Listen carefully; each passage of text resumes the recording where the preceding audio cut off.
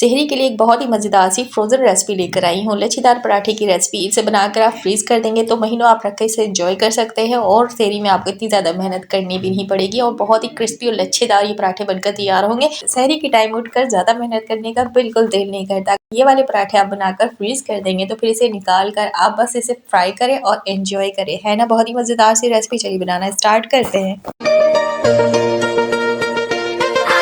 बिस्मिल्लाहिर्रहमानिर्रहीम, अस्सलाम वालेकुम, हेलो एवरीवन। स्टार मेरा अनदर व्लॉग के साथ मैं हाजिर हूँ। फ्रोज़न पराठे बनाने के लिए सबसे पहले इसकी डो तैयार करेंगे, मतलब कि आटा गूँनना होगा। तो मैं यहाँ पे मैदे का इस्तेमाल कम करूँगी और यहाँ आटे का इस्तेमाल ज़्यादा करूँगी। आप अगर जस्ट मैदे से बनाना चाहते हैं तो पूरा का पूरा आप मैदा ले लें, जैसे कि 1 किलो मैदे की रोटी तैयार कर सकते हैं। उसके बाद नहीं, अगर आप मैदे का इस्तेमाल नहीं करना चाहते हैं, जस्ट आटे से बनाना चाहते हैं तो पूरा पूरा आटे का इस्तेमाल करके बनाया जा सकता है। मैंने 3 कप आटे के साथ 1 कप मैदे का इस्तेमाल किया है। 1 कप मैदा मैंने इसलिए डाला है कि जब हम ये डो तैयार करेंगे तो बहुत ही लचीला हमारा डो बनकर तैयार होगा और वैसे भी ये डो आज हम सॉफ्ट बनाएंगे क्योंकि इसमें हम रोलिंग पिन का इस्तेमाल नहीं करेंगे। मेजरमेंट की अगर बात करूँ तो 3 कप आटा 1 कप मैदा लिया तो टोटल ये 1 किलो आटा हो गया है। इसमें 1 चम्मच मैंने जायके के मुताबिक नमक शामिल कर दिया, 2 चम्मच मैंने चीनी शामिल कर दिया है। उसके बाद नीम गर्म दूध इसमें शामिल कर दिया है और फिर इसकी अच्छी सी लचीली सी डो तैयार कर लेंगे। नीम गर्म दूध इसमें 1 कप मैंने शामिल किया है। उसके बाद थोड़ा-थोड़ा सा पानी डालकर इसका लचीला सा डो तैयार कर लिया है।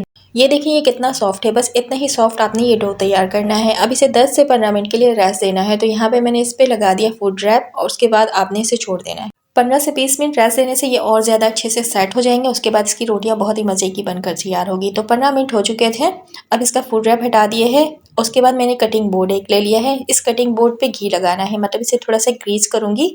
यहाँ पे बात आती है पराठों को तैयार करने की, क्योंकि यहाँ पे मैं खुशका का इस्तेमाल नहीं कर रही हूँ और ना ही कि मैं रोलिंग पिन का इस्तेमाल करूँगी। आगे वीडियो को आप सबने बिल्कुल भी स्किप नहीं करना। बहुत ही मज़ेदार सी ये पराठे की रेसिपी है, बहुत ही आसान। अगर आप इसे बनाकर फ्रीज़ कर देंगे तो पूरे महीने आप इसे इंजॉय कर सकते हैं और आपकी टाइम की भी बचत होगी और इबादत करने का भी फुल टाइम मिल जाया करेगा। तो है ना बहुत ही मज़ेदार सी पराठे की रेसिपी। मैं बना रही हूँ मीडियम साइज़ के पराठे, तो उसी हिसाब से मैंने लोई बनाई है, मतलब कि इसके पेड़े तैयार कर लिए हैं। मैंने कटिंग बोर्ड पे सारे पेड़े तैयार करके रख दिए। उसके बाद ऊपर से मैंने इसको ग्रीस कर दिया है घी से। फिर फूड रैप लगा के इसे छोड़ देना है। अगर आप इसे खुला छोड़ देंगे तो ऊपर से ये ड्राई हो जाएगा, फिर पराठे अच्छे नहीं बनेंगे। यहाँ पे आपने चकला कोई सा ले लेना। अगर आपके पास चकला नहीं है, जैसे कि मेरे पास नहीं है, तो मैंने यहाँ पे क्या किया है, एक बर्तन ले लिया है जिसपे मैं अक्सर चावल या दाल वगैरह बीना करती हूँ। तो इसे मैंने उल्टी साइड करके लिया है, उस पे मैंने घी ग्रीस कर लिया है और हाथों की मदद से एक पेड़े को मैंने इस तरह फैलाना शुरू कर दिया है। यहाँ पे मैं रोलिंग पिन का इस्तेमाल तो कर नहीं रही हूँ, तो इसलिए हमने कहा था कि आपने जो भी ये डो तैयार करना है तो बहुत ही लचीला यानी कि सॉफ्ट होना चाहिए। जब आप हाथों से इसे फैलाएं तो आसानी से इस तरह ये बड़ा हो जाए, जैसे कि ये रोटी साइज़ में मैंने बना लिया। उसके बाद मैंने बहुत अच्छे से घी ग्रीस किया है। उसके बाद मैदा छिड़क दिया है। मैदा आपने अच्छे से छिड़कना है। उसके बाद घी भी आपने अच्छे से लगाना है। जब तक आप घी अच्छे से नहीं लगाएंगे तो फिर आपके अच्छे लेयर बनेंगे नहीं और क्रिस्पी से भी पराठे नहीं बनेंगे। तो घी लगाने में आपने बिल्कुल भी कंजूसी नहीं करनी है। उसके बाद एक सिरा उठाकर मैंने इस तरह इसे बनाना शुरू कर दिया है। मैं किस तरह बना रही हूँ, लेयर इसी तरह आपने भी लेयर बनानी है और लंबा से इसे तैयार कर लेना है। फिर 2 फिंगर लेकर एक सिरा आपने इस तरह फोल्ड करना है, फिर पूरे को आपने इसी तरह घुमाते चले जाना है। अच्छी तरह फोल्ड करने के बाद लास्ट वाला जो सिरा है इसे आपने फिंगर निकालने के बाद इस तरह घुमाकर आपने एक पेड़ा तैयार कर लेना है। तो सारे पेड़े मैंने इसी तरह तैयार किए। अगर आपको पेड़े बनाने का तरीका समझ नहीं आए तो वीडियो को फिर पीछे जाकर आपने दोबारा से देख लेना है, ठीक है। पेड़े सारे तैयार हो गए हैं। अभी उसे बर्तन को दोबारा से ग्रीस करना है। ज़्यादा सारा घी लगा दिया है मैंने, क्योंकि अभी यहाँ पे रोटियां बेलनी है। तो रोटियों को बेलते हुए यहाँ पे रोलिंग पिन का इस्तेमाल नहीं करना। रोलिंग पिन का इस्तेमाल अगर कर लेंगे तो फिर क्या होगा कि हमारे पराठों के जो लच्छे होंगे वो बिल्कुल ख़त्म हो जाएंगे, लच्छेदार पराठे नहीं बनेंगे। लच्छे को बरकरार रखने के लिए हमने यहाँ पे हाथ का इस्तेमाल किया है। वैसे आप अगर चाहें तो रोलिंग पिन का इस्तेमाल कर सकते हैं, बट ज़्यादा लच्छे बिल्कुल नहीं बनेंगे, फ्लैट हो जाएंगे आपके पराठे।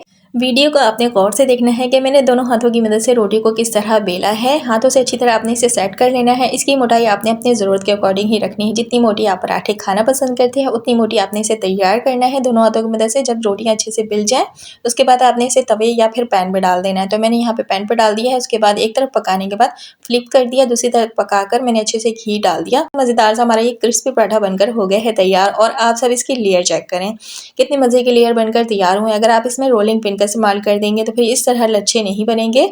ये बहुत ही खास टिप्स एंड ट्रिक्स होते हैं जिसे आप फॉलो करके अपने पराठे बहुत ही अच्छे बना सकते हैं, जैसे कि बिल्कुल होटल वालों की तरह होगी। अक्सर लोगों की ये चाहत होती है कि होटल वालों की तरह हम घर पर पराठे किस तरह बनाएं। बिल्कुल आसान तरीका है, मैंने आप लोगों से शेयर कर दिया है। अगर ये पराठे आप बनाकर रख लेंगे तो पूरे रमजान आप इसे एंजॉय कर सकते हैं। इतने मजे के लच्छे इसके बनते हैं और इतने क्रिस्पी होते हैं कि बिल्कुल आप यकीन नहीं कर पाएंगे कि इसे आपने घर पर खुद तैयार किया है। तो है ना, बहुत ही आसान सी रेसिपी, बहुत ही क्रिस्पी। सेहरी में आप इसे बनाएं, एंजॉय करें। आप इसे फ्रेश बनाकर भी एंजॉय कर सकते हैं। फ्रेश पराठे बनाकर तो मैंने दिखा दिया कि इस तरह ये बनकर तैयार होंगे। मैं अब आ जाती हूँ फ्रोज़न की तरफ कि फ्रोज़न पराठों को किस तरह बनाकर आप स्टोर कर सकते हैं। फ्रोज़न पराठा ज़्यादा क्वांटिटी में बनाकर हम रखेंगे तो उसके लिए क्या होगा कि हाथ इस्तेमाल करेंगे तो बहुत ज़्यादा वक्त लग जाएगा। तो उसके लिए आप रोलिंग पिन का इस्तेमाल कर लें। जैसे कि मैंने पेड़े तैयार कर लिए, उसके बाद मैंने खुश्का लगा लिया। खुश्का लगाने के बाद रोलिंग पिन की मदद से इस तरह आपने बेल लेना है। पहले मैंने घी की और हाथ की मदद से इसे तैयार किया था, अभी मैं खुश्का लगाकर इस तरह मैं बेल रही हूँ रोलिंग पिन की मदद से। और इसकी साइज़ आप अपनी ज़रूरत के हिसाब से बना सकते हैं, जितनी मोटी आप पराठे बनाना चाहते हैं, जितना आप खाते हैं।